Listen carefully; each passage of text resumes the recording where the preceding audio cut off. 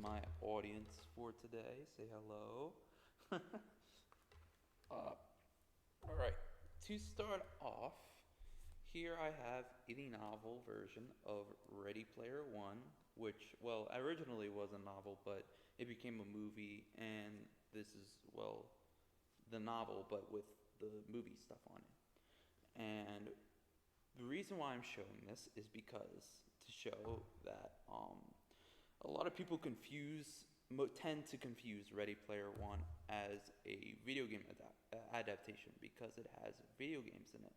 Well, it's not. Well, it does have video games in it. It's not actually a video game adaptation. It's just a movie with a bunch of video game references. And so that is what this speech will be about: video game adaptations. So video games have had a subpar track record ever since they started back in the late 80s. The first ever video game adaptations were the Super Mario Bros. Super Show and Legend of Zelda the Animated Series, which came out in 1989. The Mario Show stood the test of time as a great show to many people, while the latter was mixed. Then came 1993 when Super Mario Bros., the first ever movie based on a video game, was produced, and it also stood the test of time, but as one of the worst video game adaptations and arguably one of the worst movies of all time. It was also the movie that started the infamous video game movie curse, or more fittingly, video game adaptation curse that would go on for years. Well, 20 or so years have now passed, and thanks to the gems we've gotten over the years like Pokemon Detective Pikachu, Sonic the Hedgehog, Arcane, Cyberpunk Edgerunners, and The Last of Us, it looks like the video game curse is slowly but surely going away. However, in order for the video game adaptation curse to end anytime soon, filmmakers from now on will need to follow these two steps when adapting a game into a film. Step 1. Hiring developers, writers, film people who know the source material. One of the many flaws of bad video game adaptations that the good ones fix is the lack of knowledge filmmakers had on the source material being adapted, which we will go over separately soon. As mentioned by Marco Giuliani in Raindance, most projects end up in the hands of people who either don't understand the medium of video games and the source material, or try to overcompensate for their lack of knowledge and experience by catering to the lowest denominator. Obviously, the biggest example of this being the Super Mario Bros. Movie. At the time when the movie was made, video games were still in their infancy, so not a lot of people were familiar with it at the time. This lack of familiarity led to the filmmaker making questionable creative decisions, such as making the tone of the movie dark and dystopian, which ended up ruining the movie. And in order to fix that problem, because of these risky creative decisions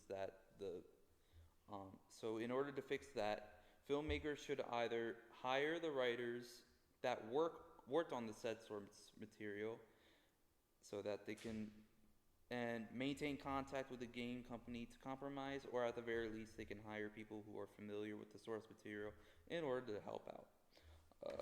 Of course, if the filmmaker is already aware and has experienced the source material, it can make things a little easier. But there's still the problem of adapting the source material correctly. Speaking of which, step 2. Stick to the source material as much as possible. This is by far the most important step. The reason why most, if not all, of the bad video game adaptations are bad or not well received by fans and critics is that they either dismiss the source material entirely or try to go with an original story, or they only use a bit of the source material and change everything else. A big example of this is the Halo show on Paramount Plus. The filmmakers for the show massively changed the plot and story elements of the game when they didn't have to, and as described by Max Florschutz, I think that's how you pronounce it, from unusual things. The end result was a mess of a show full of poor direction, plot holes, narrative inconsistencies, and changes to the plot that are frankly boggling in their foolishness. Fans of the source material will be set to watch the movie, so sticking with the source material is essential in order to grab the attention of fans, or at the very sticking to it as much as possible. Change isn't always bad, however. There are good video game adaptations out there that either change some of the source material, add to it, put a unique twist on it, or a mix of all three. Biggest example of this being Cyberpunk Edge Runners.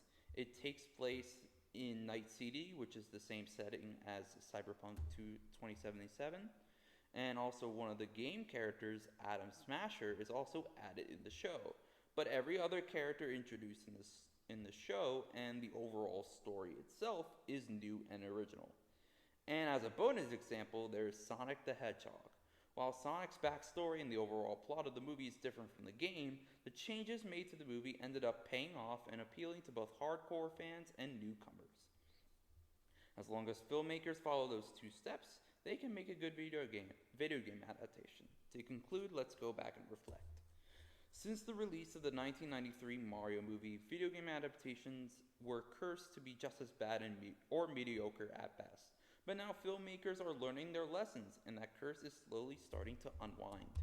HBO's The Last of Us has been seeing great success and is in line to be one of the best video game adaptations of all time. Plus, there are quite a few video game adaptations in the works, such as the God of War TV series set to release on Amazon Prime TV.